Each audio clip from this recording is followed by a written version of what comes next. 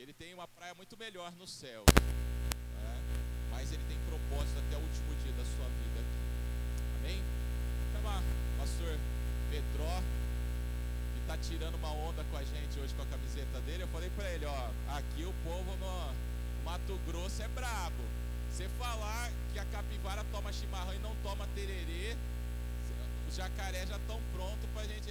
Alexandre, tá certo jacaré lá, Alexandre? Alexandre, bombeiro que tá vendo as coisas aí da segurança, onde não tem nenhuma segurança, tá cheio de jacaré. Qualquer coisa, se ele falar que a capivara é assim, capivara é nossa.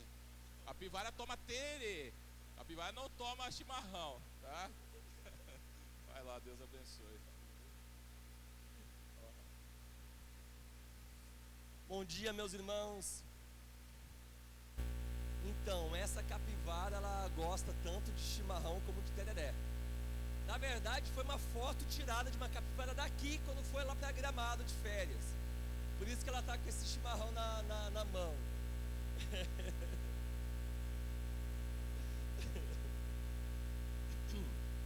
Meus irmãos, é uma alegria estar aqui novamente com vocês nessa manhã, para expor a santa palavra de Deus. E nós temos aprendido que para desenvolvermos os nossos dons e talentos, nos desenvolvermos como um cidadão do reino dos céus, todo o nosso potencial para a sua glória, é necessário que as bem-aventuranças sejam marcas visíveis em nossa vida. Devemos ser humildes. Deus ama usar pessoas humildes. Deus ama desenvolver pessoas humildes. Esse é o primeiro passo. Deus ama trabalhar e usar pessoas quebrantadas, que choram por causa do pecado, que anelam ter uma comunhão mais profunda com Ele. E Deus usa poderosamente pessoas que são dominadas pelo Espírito Santo de Deus, pessoas mansas, pessoas com domínio próprio. Deus ama usar pessoas assim. E hoje nós veremos que Deus também usa de forma poderosa pessoas que têm fome e sede de justiça. Abram as suas Bíblias em Mateus, capítulo 5, estaremos lendo então o verso 6.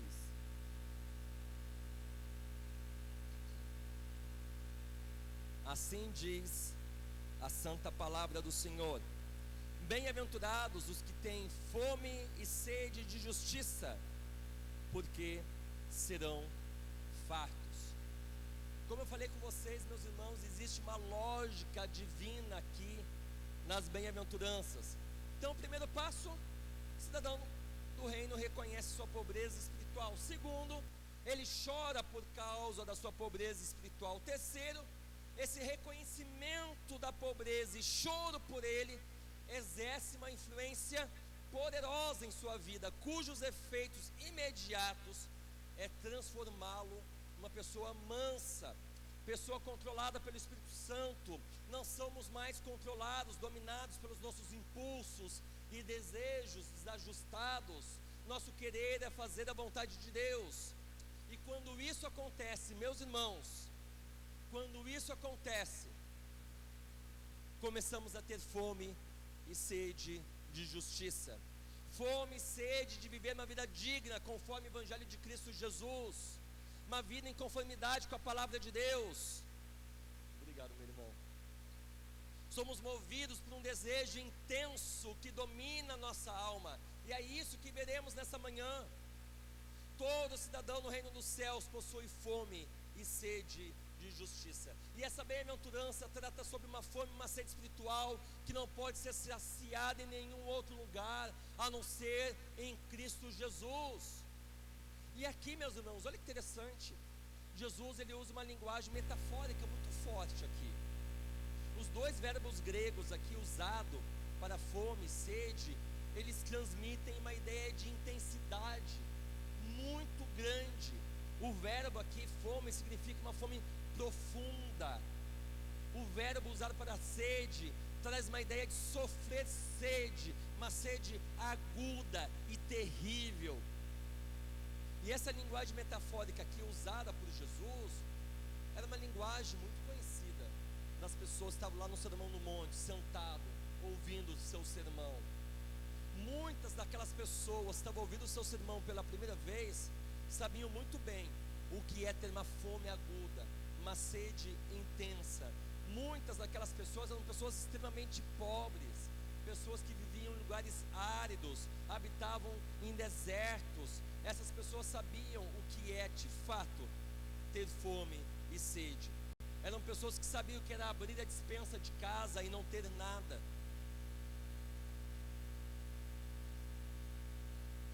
Eram pessoas que oravam por água e comida. E pela graça de Deus, eu acredito que nenhum de vocês nunca orou por água e comida, como muitas daquelas pessoas que estavam ouvindo o Sermão do Monte já tinham orado por água e comida. Não tem água. Tu não está orando, Senhor, eu estou sem água, faltou água na cidade, a caixa d'água já esvaziou, estou 2 dias sem tomar banho. Não. Não tem água para beber. O teu filho está desidratado. Inanição. A pessoa não tem o que comer, está vendo o filho morrendo. São esses termos gregos aqui que Jesus está usando. Isso aqui que ele está dizendo. Jesus, ele deixa claro que a intensidade desse tipo de fome e sede, meus irmãos, deve marcar a nossa vida. Esse tipo de fome e sede deve, Senhor, meus irmãos, deve ser visível em sua vida. Um profundo e intenso anelo pelo que é justo, correto, certo, tanto em nossa vida como na vida do nosso próximo, na nossa sociedade, no mundo. E esses termos gregos aqui é uma ação contínua. Traz a ideia aqui que é uma fome e uma sede intensa, constante. Ou seja, aqueles que fazem parte do reino dos céus desejam, acima de tudo, meus irmãos, ajustar-se à vontade de Deus, e eles não irão se satisfazer até que isso aconteça. Você tem fome e sede de Deus constante, e você não irá se satisfazer até que essa fome e essa sede seja saciada. Ou seja, você será assim todos os dias da sua vida até Cristo voltar. E um dia, como Jesus prometeu, você será plenamente, totalmente satisfeito, e a sua busca terá fim quando Cristo voltar. Mas até lá você irá buscar constantemente por isso.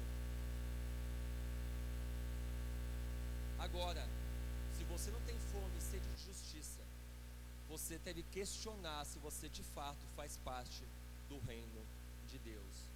Porque é uma das características, meus irmãos, que mais marcam fortemente aquele que pertence ao reino dos céus. Quem tem fome e sede de justiça, bem-aventurado, destaca o nosso Senhor. É mais do que feliz quem busca incansavelmente essa fome. Ter fome, meus irmãos, de Deus.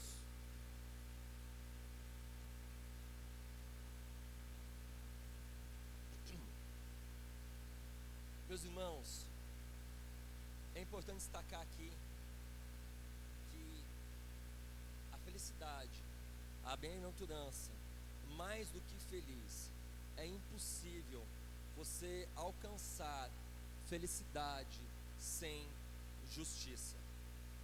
Felicidade não precede justiça, justiça precede felicidade. E sempre que você inverte essa ordem, colocando felicidade acima de justiça, todo o seu esforço em alcançar a felicidade será em vão. É uma busca que está condenada ao fracasso. Uma vez estava falando com um menino não, senhor, de certa idade já, e ele perguntou: pastor, quais são os motivos bíblicos para separar-se? E eu já fiquei pensando, por que está perguntando isso, esse miserável, né? Daí eu expliquei: são esse. Ele parou, ficou olhando assim, se coçou. Tá, mas se a pessoa não é feliz, pode separar? Porque Deus não quer que a gente seja feliz. Aí eu, rapaz, vou dar uns pontapés nele, né? Falei: meu irmão, não existe felicidade fora da vontade de Deus, fora do padrão bíblico. Você quer ser feliz no seu casamento? Obedeça ao Senhor. Tu tem colocado em prática Efésios? Está pronto a dar a sua própria vida pela sua esposa? Você a ama de todo o coração? Vocês têm colocado Cristo como centro do casamento de vocês? Se vocês obedecerem a palavra de Deus, vocês serão felizes segundo a palavra de Deus. Não se encontra a felicidade apartado de Deus. Ai, não sou feliz no meu casamento, vou me separar. Não existe isso. Tem pessoas procurando felicidade fora da justiça de Deus, fora da vontade de Deus, se lamuzando no pecado. É ilusório, é loucura. Não existe isso. É uma busca que está condenada ao fracasso. Você jamais será feliz andando na contramão da lei de Deus, dos decretos de Deus, dos mandamentos de Deus, da palavra dele. Só são felizes, meus irmãos, aqueles que buscam primeiramente a justiça, pois a verdadeira felicidade e bênçãos de Deus são resultados da justiça. Entendam, meus irmãos, fome e sede espiritual é uma das características do povo de Deus, é o que move o coração dos filhos de Deus. Não são as bênçãos materiais ou passageiras, mas sim as bênçãos espirituais. A Bíblia nos diz, meus irmãos, o que move o nosso ser. Jesus nos fala em Mateus 6,33, deixou claro: buscar em primeiro lugar o reino de Deus e a sua justiça. E o que acontece quando você faz isso? Todas as demais coisas vos serão acrescentadas, inclusive felicidade, alegria, contentamento, satisfação, abundância, desenvolvimento em todas as áreas da tua vida.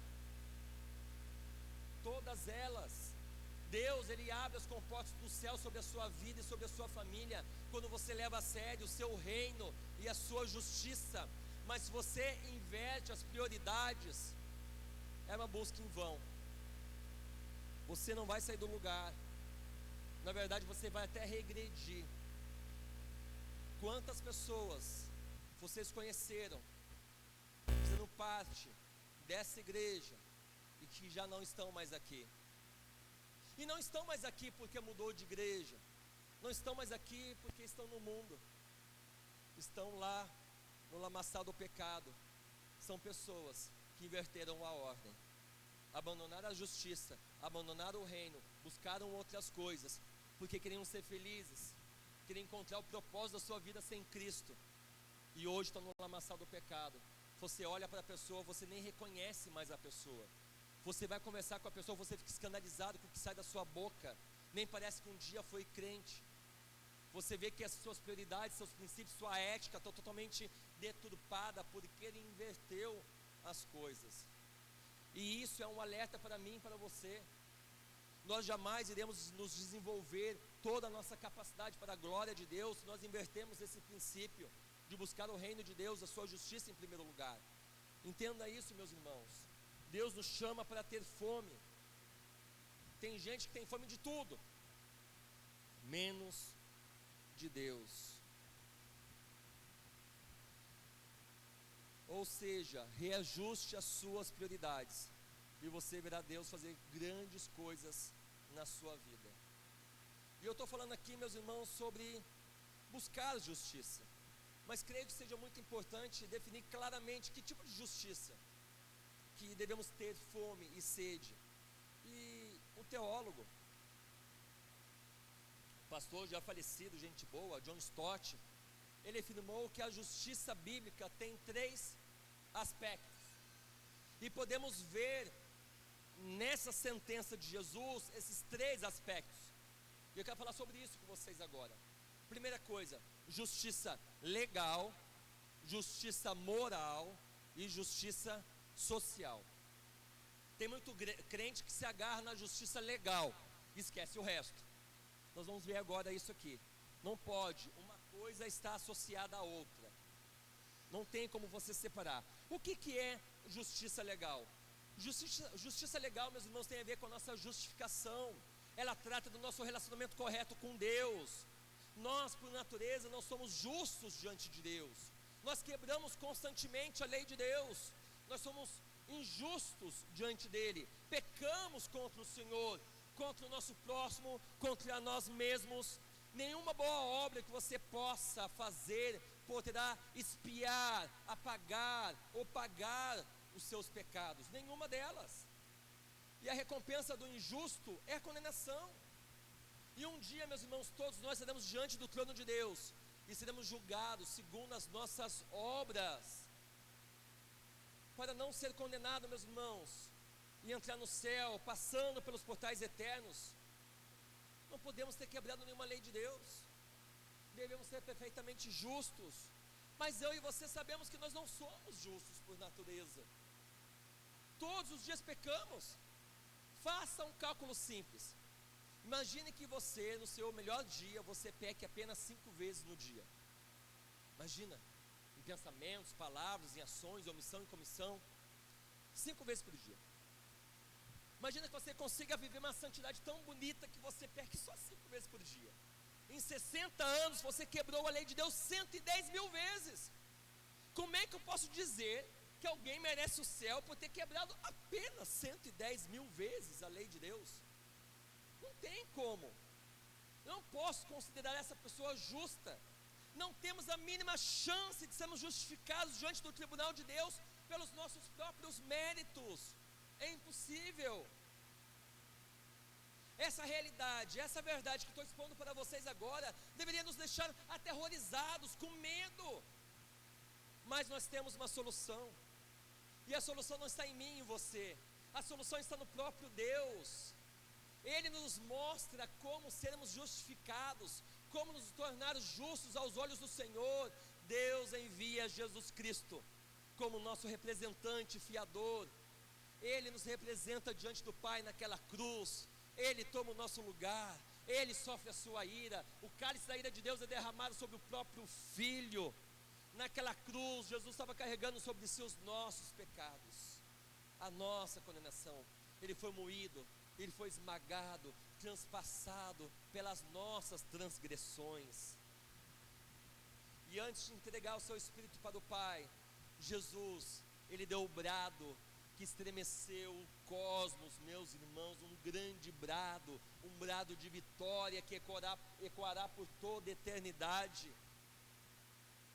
Ele declarou: tetelestai, está totalmente pago, totalmente consumado. Eu paguei a dívida que vocês eram incapazes de pagar, e agora vocês têm acesso ao meu Pai, e os portais eternos foram abertos para você passar por ele e habitar lá por toda a eternidade. Meus irmãos, como diz o apóstolo Paulo lá em Colossenses 2,14, Jesus pagou o escrito de dívida que era contra nós. Ele quitou, cravando na cruz, humilhando Satanás e aquele que nos escravizava.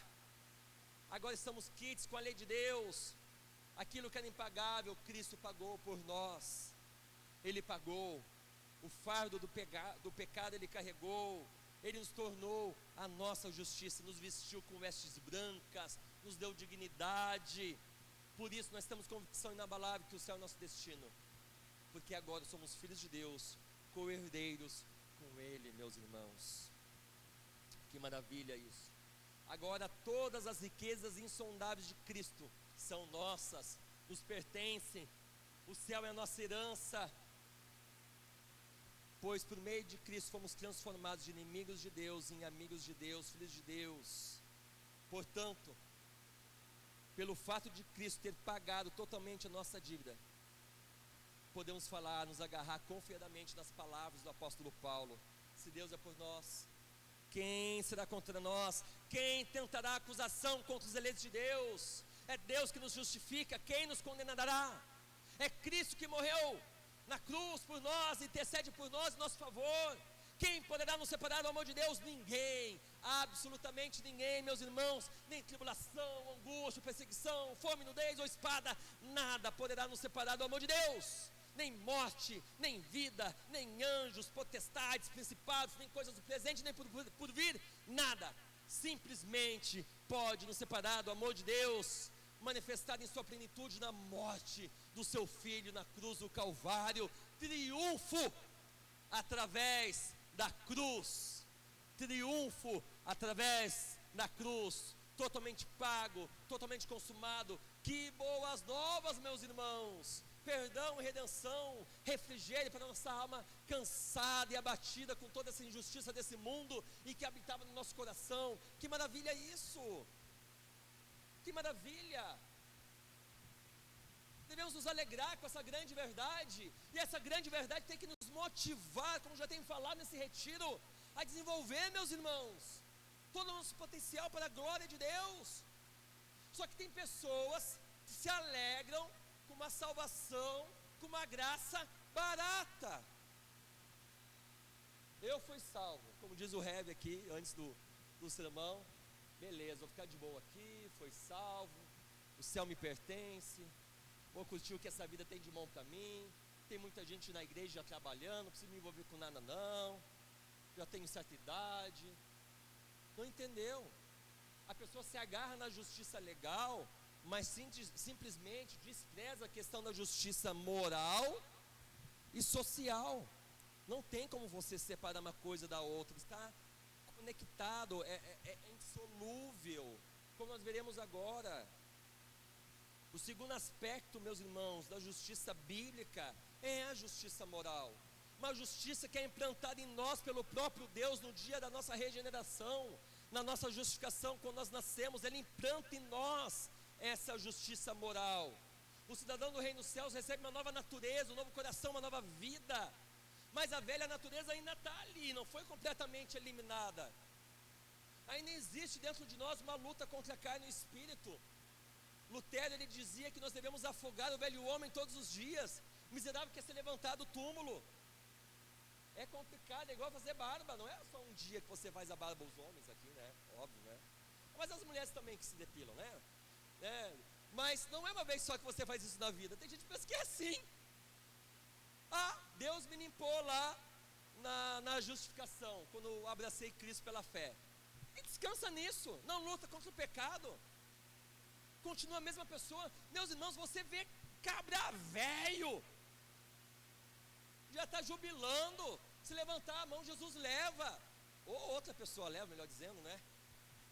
Porque continua a mesma coisa a vida toda. Tu não vê desenvolvimento, não vê crescimento, não vê amadurecimento, não vê. Aí você vê uma pessoa que abraça Cristo, já velho, com 40, 50 anos. Eu estou com 40, não é tão velho assim, né? Uma pessoa madura, já com 40 anos, já teve um histórico de pecado muito triste, com muitas marcas profundas em sua alma, que viveu 40, 50 anos do mesmo jeito, conforme este mundo. Cristo salva, e você vê uma mudança absurda na vida dessa pessoa. Em questão de um ano, você não acredita que é a mesma pessoa. A esposa não acredita. Ela começa até a pensar naquelas teorias de conspiração, de abdução de pessoas por ET, porque não é possível que seja meu esposo. Eu acho que ele foi no meio do mato pescar no Pantanal, o ET levou, largou o clone ali, porque não pode ser a mesma pessoa. Não é a mesma pessoa, é Cristo que mudou ele. É absurdo a mudança que você vê. E aí você vê macaco velho, 70 anos na igreja, a mesma desgraça. Não, meus irmãos, não pode.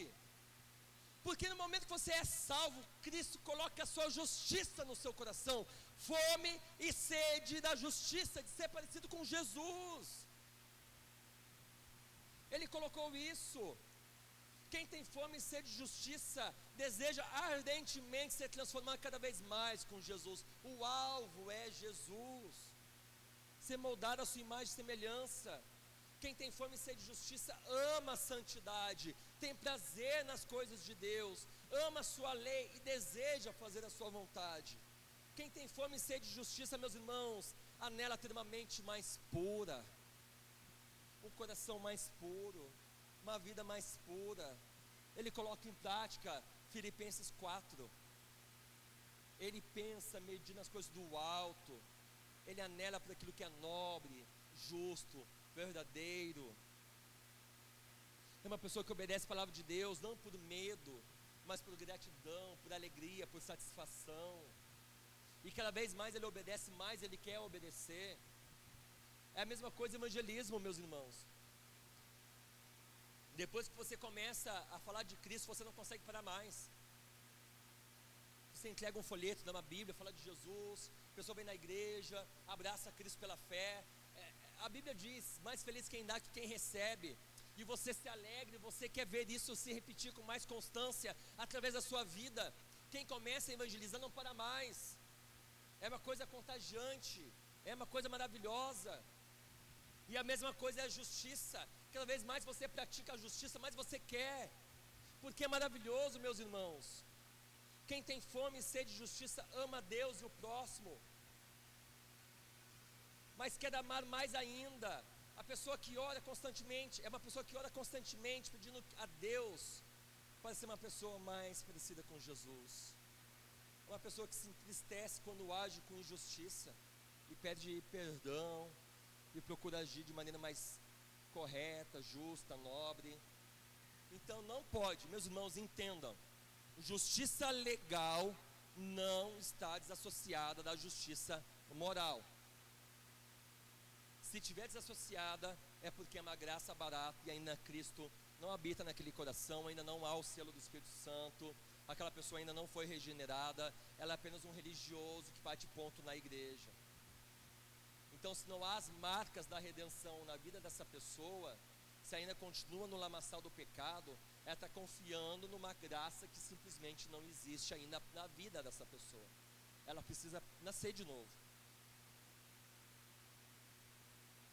Agora, o terceiro aspecto da justiça bíblica é a justiça social.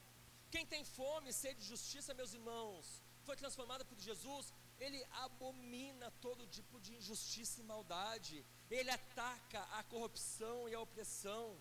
Quem tem fome e sede de justiça não fica indiferente e apático diante do mal.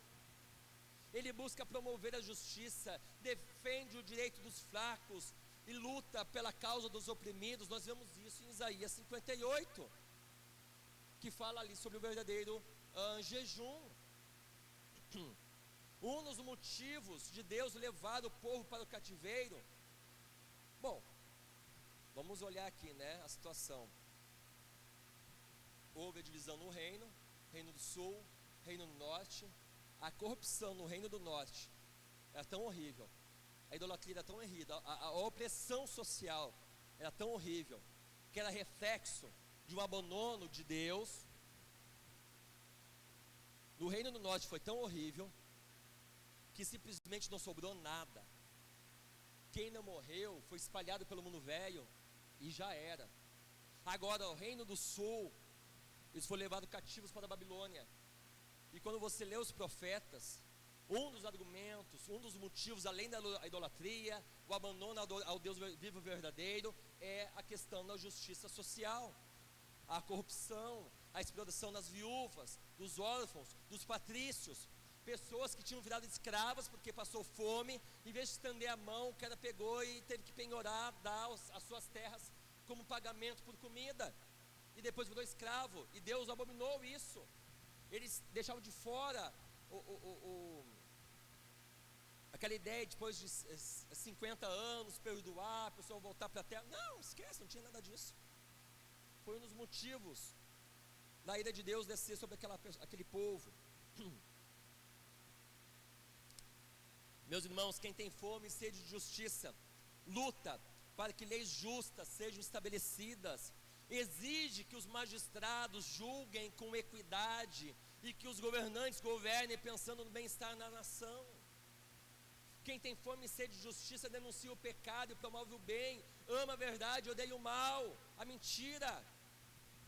Eu posso dar inúmeros exemplos, meus irmãos, de mulheres e homens que no decurso dos séculos lutaram para promover grandes reformas sociais, trazendo justiça e bem-estar para o próximo, mudando vidas, mudando nações.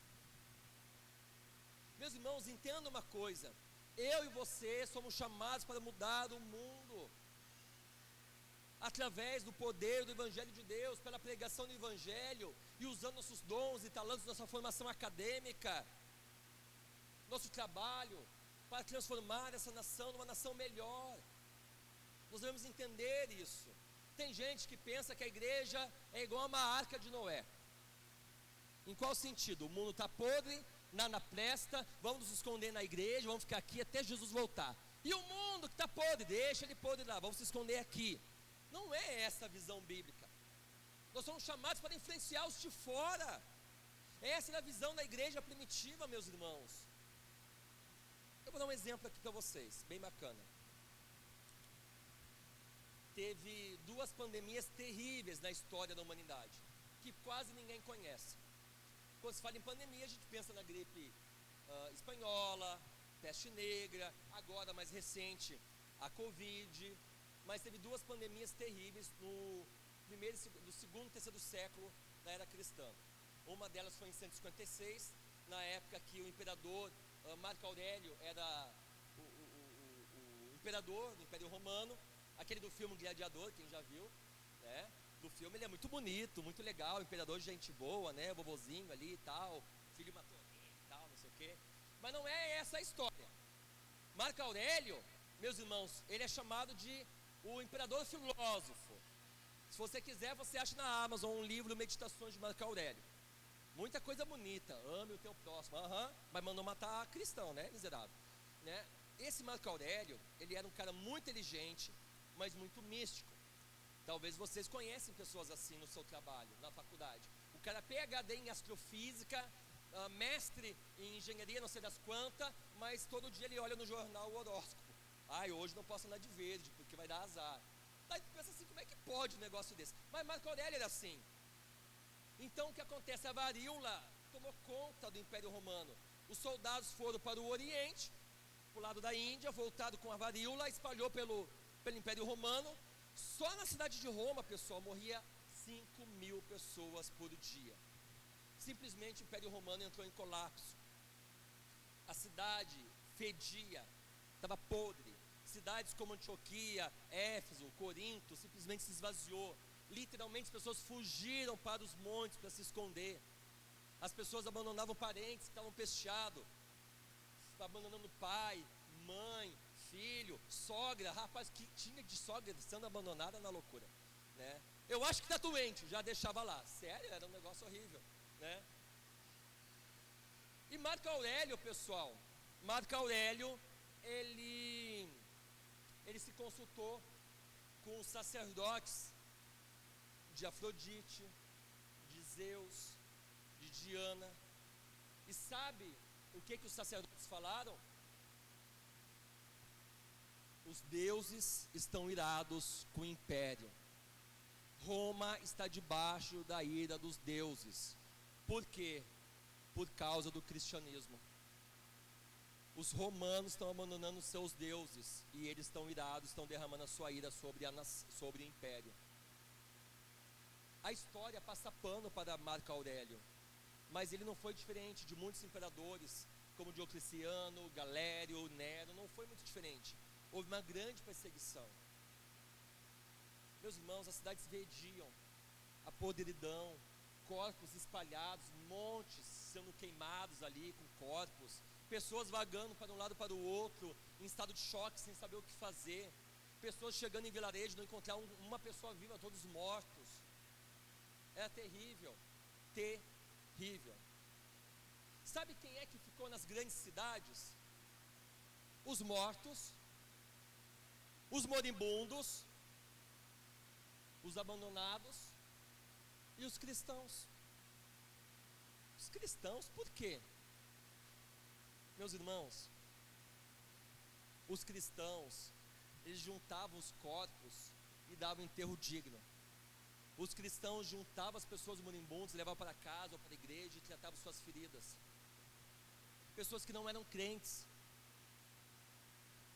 E olha só que interessante, o índice de pessoas que morriam, não crentes e crentes, era um absurdo, era um abismo enorme.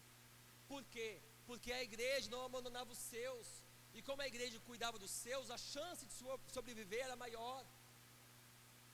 Além disso, era o próprio Deus cuidando do seu povo. Estatísticas, números não explicam. Eu li isso num livro de um sociólogo Rodney Stark, que é agnóstico, ele falou, as estatísticas não explicam isso, tem algo a mais aqui. É o próprio Deus cuidando do seu povo no meio da pandemia. Não estou dizendo que não morreu crentes, morreu sim, mas você vê o cuidado de Deus usando o povo no meio daquela minável, fazer a diferença daquele império. E muitos ímpios, pagãos, pessoas que denunciaram vizinhos, pessoas que cuspiam em crentes, pessoas que iam na arena se regozijar vendo crentes sendo mortos, agora estavam lá na igreja, tendo as suas feridas sendo curadas, tomando sopa. E eles perguntavam, por que vocês estão fazendo isso? Por que vocês estão me cuidando? Meu pai me abandonou, minha esposa me abandonou, meus filhos me abandonou. Por que você está cuidando de mim se eu te persegui? Porque Cristo mandou fazer isso. Cristo mandou amar o meu próximo, o meu inimigo, orar pelo inimigo. É a igreja se envolvendo na cultura, a igreja fazendo diferença na história, no meio do povo. Agora olha que interessante, antes da pandemia, alguns estudos nos afirmam que o número de crentes era 0,04, número muito pequeno, muito pequeno. Depois dessas duas pandemias, a outra não vou falar por causa do nosso tempo que é curto, não, mas vou dar um detalhe da segunda pandemia que é interessante. Tinha um imperador chamado Juliano o Apóstata, porque ele nasceu num lar cristão, mas ele virou da pá virada. O cara voltou a virar, ele começou a adorar ídolos, começou a adorar os deuses romanos, e ele começou a perseguir a igreja, e ele investiu muito dinheiro do Estado, nos templos, na religião pagã, e ele escreveu uma carta revoltado, e enviou essa carta para todos os sacerdotes, dizendo o seguinte: é inaceitável que os ímpios galileus, seria nós somos ímpios, tá bom, né? É inaceitável que os ímpios galileus façam muito mais pelos nossos que nós pelos nossos. Eles estendem a mão pelo nosso povo e nós não fazemos nada. Vocês vão lá e fazem a mesma coisa, a gente está perdendo nossos fiéis, falou o imperador. Só que o imperador estava exigindo que pessoas façam coisas somente aqueles que têm o Espírito Santo de Deus pode fazer. Estava decretada a sua derrota. E sabe o que é interessante?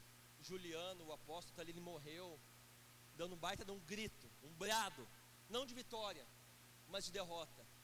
As últimas palavras do imperador foi: tu venceste, ó Galileu, tu venceste. Porque a igreja estava crescendo cada vez mais no tempo da pandemia. Então lembre-se, no início da pandemia, em 156, 0,04%. Em 311, antes do edito de tolerância de Galério, 311, Galério foi um imperador terrível. Galério tinha uma visão diferente: não mate os cristãos, porque ele entendeu a frase de Tertuliano, que o sangue dos mártires é a semente da igreja. Cada vez mais mata, mais cresce, parece uma praga. Matou um crente, nasce 20. Para de matar, não mata mais. Prende, tortura e faça ele negar. Se for necessário, corta dedo, arranca a unha, deixa aleijado. Não mata, tortura, quero ver que ele negue. Destrói o psicológico, emocional e espiritual do cara, faça ele negar. Então, em 311, antes do edito de tolerância, meus irmãos, já estava em 20% o número de crentes no Império Romano. Estima-se de 20 milhões a 25 milhões. Mas por quê? Porque a igreja, em tempos de adversidade, em tempos de imoralidade, em tempos de corrupção, em tempos de crise, fez a diferença no Império Romano. E um século depois, em 395, acaba se tornando a religião oficial do Império, mudando leis. A mulher era um objeto, bebê, criança não valia nada, o aborto era legalizado pelo Estado e se tornou crime, porque os cristãos influenciaram a mudança de leis. Nós somos chamados a nos envolver, meus irmãos, na sociedade. A cultura romana fazia o seguinte: nascia o bebê era colocado num cesto na porta de casa. O pai chegava, olhava para o bebê. Se ele pegasse o bebê e entrasse dentro de casa, show de bola. Agora, se o pai olhasse o bebê e passasse por ele, entrasse dentro de casa, deixasse o bebê ali na porta, aquele bebê estava lascado. Ele seria enterrado vivo na floresta, ou seria abandonado na floresta para algum animal comê-lo, ou ele seria vendido para... Só Deus sabe o que seria dessa criança. Mas os cristãos influenciaram a mudança de leis. Grandes impérios, meus irmãos, foram transformados pela atuação da igreja. Meus irmãos, século XVI, escola pública surgiu com a reforma protestante. Orfanatos, hospitais foram criados por crentes. Eu acho muito interessante a história de John Wesley e George Whitefield na Inglaterra. Antes do grande despertamento na Inglaterra, com George Whitefield e John Wesley, só na cidade de Londres, cada 6 casas, uma era uma taberna, um boteco, o pessoal enchia a cara de pinga, de rum. A coisa mais comum na cidade de Londres, antes do grande avivamento, era pessoas morrer por afogamento. Como assim morrer por afogamento? Chovia, criava poças de água nas ruas, a pessoa estava tão bêbada que a pessoa caía de cara na poça d'água e morria afogada. As pessoas passavam e não levantavam a pessoa, deixava ali para morrer. Essa era a situação na Inglaterra antes do grande avivamento. Só que o grande avivamento, meus irmãos, que aconteceu nos Estados Unidos e na Inglaterra, não foi uma coisa que influenciou apenas a questão espiritual, dentro da igreja, não foi apenas a igreja enchendo de pessoas, porque as pessoas que estão dentro da igreja vão influenciar na rua.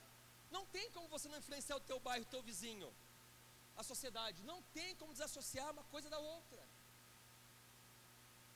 Não tem. Então, quando você desenvolve todo o teu potencial para a glória de Deus, você vai influenciar a sociedade. Inúmeros crentes, meus irmãos, se levantaram contra o trabalho infantil nas fábricas na época da Revolução Industrial, mudando leis trabalhistas. O político William Wilberforce, eu acho fantástico a história dele. Aquele homem, olha só a importância de ter uma cosmovisão correta. Alguém já assistiu aquele filme A Jornada pela Liberdade, que conta a história do William Wilberforce? Não? Missão para vocês, procura na internet, vão ver esse filme, Jornada pela Liberdade. Ele era um político, passou 8 anos lutando para criar leis contra a escravidão. Só que ele tinha uma luta interior. Ele queria servir só na igreja, cantar no coral. Ele queria deixar a política. Então John Wesley e outros pastores foram até ele e falaram: não, cara, tu pode cantar na igreja, mas também tu pode fazer política ao mesmo tempo. Deus te colocou no parlamento britânico para mudar a história de milhões de pessoas que estão escravizadas, tratadas como pessoas que nem humanas são. Deus te chamou para essa missão. E ele passou 18 anos lutando contra a escravidão, até que em 1833 foi aprovada a lei contra a escravidão na Inglaterra, no Império Britânico. E isso se estendia em todas as suas colônias. E também se estendia a todos os seus parceiros comerciais. Ou seja, foi um efeito dominó. Foi dessa maneira que se acabou a escravidão no mundo no século XIX. Tudo começou através de um crente, de um cristão, que de fato desenvolveu todo o seu potencial para a glória de Deus e estava disposto a pagar um alto preço para que outras pessoas fossem tratadas como humanas, como criação de Deus, como imagem de Deus. Então, quem sabe aqui no meio do povo aqui tem alguém que vai virar um vereador, um deputado, prefeito de Nova Bate. Você já pensou? Não posso me envolver com política. Isso aí, deixa a política com os ímpios. É a melhor coisa para fazer, né? Deixa a política com os ímpios. Deixa que os ímpios criem leis ímpias, porque a gente gosta disso. Irmão, não foi para isso que Deus nos chamou. Deus nos chamou para nos envolver em todas as áreas. Eu quero que isso fique muito claro na mente de vocês. Eu posso dar um exemplo próximo da nossa igreja presbiteriana. Poucos sabem, mas a nossa igreja foi extremamente atuante no Brasil Império, no final do Brasil Império, lutando contra a escravidão. Inúmeros pastores se levantavam em seus púlpitos e pregavam contra a iniquidade da escravidão. O jornal presbiteriano, que na época era o jornal Imprensa Evangélica, publicou inúmeras matérias contra a escravidão. Muito interessante, uma das matérias do jornal presbiteriano convida as pessoas a lerem um livro de Joaquim Nabuco, abolicionista, incentivando as pessoas a lutar contra a escravidão. O primeiro pastor presbiteriano do Rio Grande do Sul, em 1878, o reverendo Emanuel Van Norten. Então, deixa eu fazer um parênteses aqui. Infelizmente a igreja lá durou poucos anos, e depois o pastor ficou doente, teve que ir embora e passar a igreja para a igreja anglicana e acabou morrendo. E o presbiterianismo só voltou para o Rio Grande do Sul na metade do século XX. A primeira igreja organizada no Rio Grande do Sul é de 1970, finalzinho dos anos 60. O presbiterianismo no Rio Grande do Sul ficou atrasado quase um século, meus irmãos. Orem pelo nosso estado, é um campo missionário. Mas o reverendo Emanuel Van Norten, quando fundou a primeira igreja presbiteriana no Rio Grande do Sul, na cidade de Rio Grande, ele adotou uma resolução de não aceitar nenhum proprietário de escravos como membro da igreja, porque a escravidão era um pecado contra Deus e contra o homem. Eu posso dar inúmeros outros exemplos. Abraham Lincoln, o maior presidente da história americana, ele lutou também contra a escravidão. Mas por que ele fez isso? Ele pagou um alto preço, teve guerra civil, a guerra da recessão. Ele foi morto no segundo mandato por causa disso. Por que ele fez tudo isso? Tem uma frase de Abraham Lincoln que eu amo, que ele diz o seguinte: eu sou um homem de um livro só, e esse livro é a Bíblia. Foi um presidente, foi guiado pelas escrituras. Se ele marcou a história americana, porque ele tinha as escrituras guiando ele como presidente daquela nação.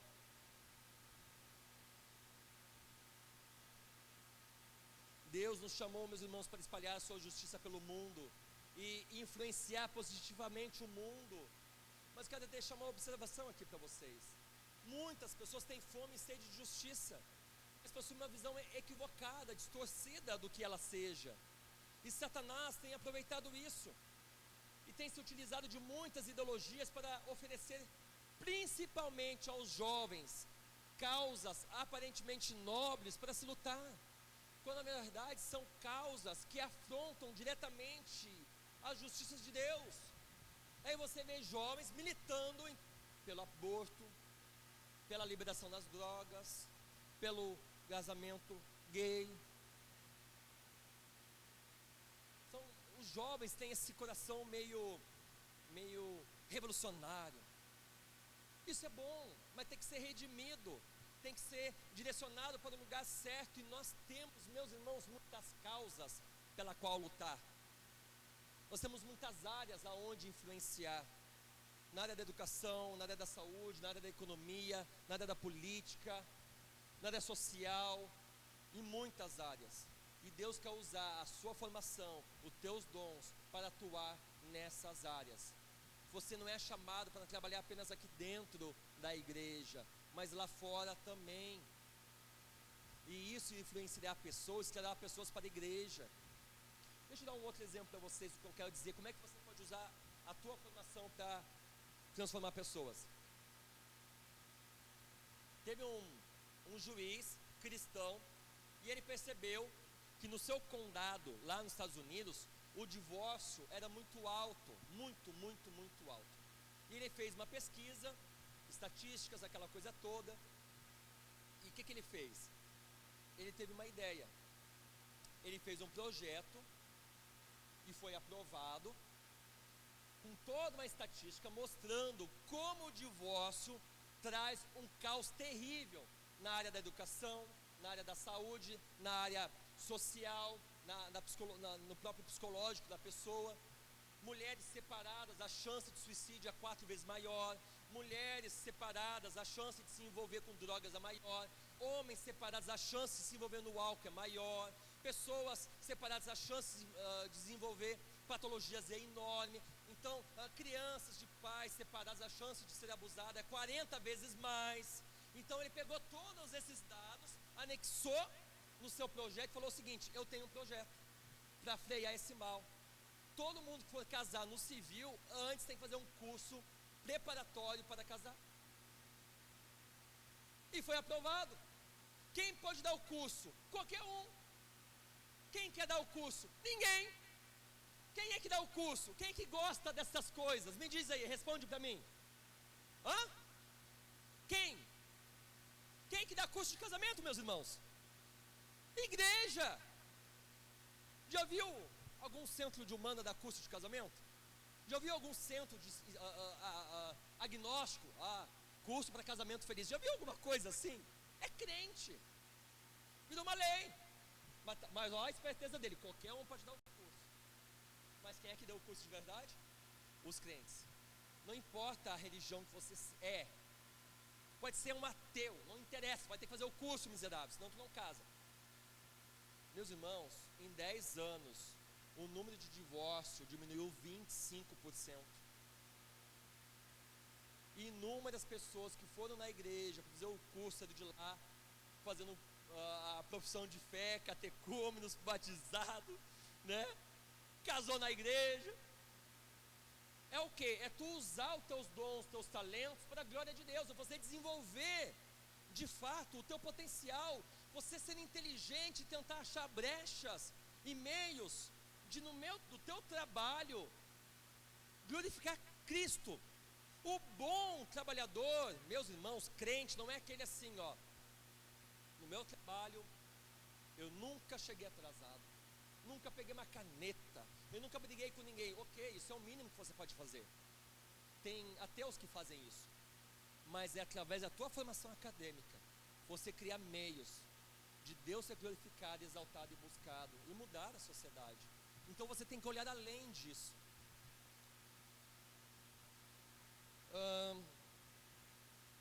Finalizando, meus irmãos, talvez alguns de nós estejam se arrastando no seu crescimento espiritual, no seu desenvolvimento para a glória de Deus, no seu potencial, não tem desenvolvido dons e talentos porque perderam o seu apetite, ânsia e anelo pelas coisas corretas. Vive uma vida de indiferença e apatia pelo correto, pelo verdadeiro e pelo justo. Olha para toda essa injustiça do mundo e não sente nada. Não busca viver intensamente, conformidade com a palavra de Deus, nem se preocupa com a injustiça contra o próximo, a não ser que ela bate na porta da sua casa e o afete diretamente, aí ele começa a se preocupar. Que Deus possa estar nos despertando nesta manhã, meus irmãos, a ter mais fome e sede, em nome de Jesus. Lembre-se que essa bem-aventurança é uma das marcas do cidadão no reino dos céus. Mas se você possui fome e sede de justiça legal, moral e social, Jesus promete duas coisas para você: felicidade e saciedade. Ele promete alegria e satisfação, e Ele começa a nos saciar no momento que entregamos a nossa vida para Ele, reconhecendo que somente Ele pode nos satisfazer. Ele é o pão da vida que alimenta a nossa alma, meus irmãos, nos saciando a nossa fome. Ele é a fonte da água viva que sacia a nossa sede. Paulo nos afirma que a boa obra que Ele começou, Ele irá terminar até o dia de Cristo Jesus. Um dia eu e você seremos plenamente satisfeitos, receberemos um novo corpo sem pecado, seremos plenamente justos em palavras, pensamentos e ações. Viveremos num reino de justiça plena, onde a maldade, corrupção, opressão serão apenas lembranças distantes de um mundo caído que foi totalmente restaurado por Cristo em seu retorno glorioso. Diante de tudo isso, meus irmãos, não cansem, não cessem de buscar a justiça de Deus, até serem saciados por Ele e de promovê-la. O mundo carece de bons exemplos para seguir. Os jovens anseiam por causas nobres para lutar, que eles possam ver na igreja e nos crentes aqui de Várzea Grande, pessoas que se importam de fato com o próximo e com o mundo melhor. Que a justiça de Cristo, meus irmãos, nos envolva e que nos transforme, que possa ser visível pelo mundo, meus irmãos. A justiça de Deus através de nossa bondade, de nosso compromisso com o reino, começando com a nossa casa, com aqueles que convivem conosco, e assim, nessa maneira, o nome do nosso bom Deus será glorificado, exaltado e conhecido. Vamos orar, vamos falar com Deus, vamos pedir para Ele mais fome, mais sede de justiça. Senhor Deus, ó Pai, te louvamos e agradecemos o Teu nome, pois Tu és justo e santo, e a Tua justiça, Pai, permanece para sempre. Te agradecemos, Senhor, por Tua palavra que nos exorta para termos fome e sede da Tua justiça, a desejarmos ardentemente viver em conformidade com a Tua vontade, a buscarmos o que é puro, reto e verdadeiro. Ó Pai, clamamos a Ti para que despertes em nós essa fome insaciável pelo que é justo, que o nosso coração nunca se acomode com a injustiça, Senhor, e nem com uma vida, Senhor, pobre, miserável, ó Senhor, e nem com a nossa sociedade impura, pecaminosa, que nós não nos acomodemos com isso, Senhor. Não nos deixes conformados com uma vida superficial, que não nos faça crescer, Senhor. Nós queremos ser moldados segundo a Tua imagem, Deus. Ó Senhor, ajude-nos a desenvolver nossos dons, nossos talentos, todo o nosso potencial, que o Senhor nos deste para a Tua glória. Que não sejamos negligentes nem apáticos, mas cheios do Teu zelo e dedicação, empregando, Senhor, nossas habilidades para edificar a Tua igreja, para sermos instrumentos de transformação neste mundo. Use-nos, ó Deus, como luzeiros em meio às trevas, como testemunhas vivas da Tua justiça e graça. Ó Deus, Pai amado, coloque em nossos corações o desejo ardente de sermos agentes da Tua justiça, amando o que é certo e combatendo o que é errado. E acima de tudo, Senhor, fortalece-nos na esperança da justiça plena, que um dia será manifestada na Tua volta gloriosa, Senhor. Que nunca nos cansemos de fazer o bem, ó Deus, nos dê ânimo em buscar a Tua vontade, pois sabemos que no tempo certo seremos plenamente saciados. Nós Te adoramos, Senhor, Te agradecemos e nos rendemos diante de Ti, confiantes no Teu amor e na Tua fidelidade. Que a nossa vida seja um testemunho vivo da Tua justiça, e que Teu nome seja glorificado em tudo que nós colocarmos as mãos. Nós oramos em Teu nome, Senhor Jesus, nosso Salvador e a nossa justiça, em nome de Jesus.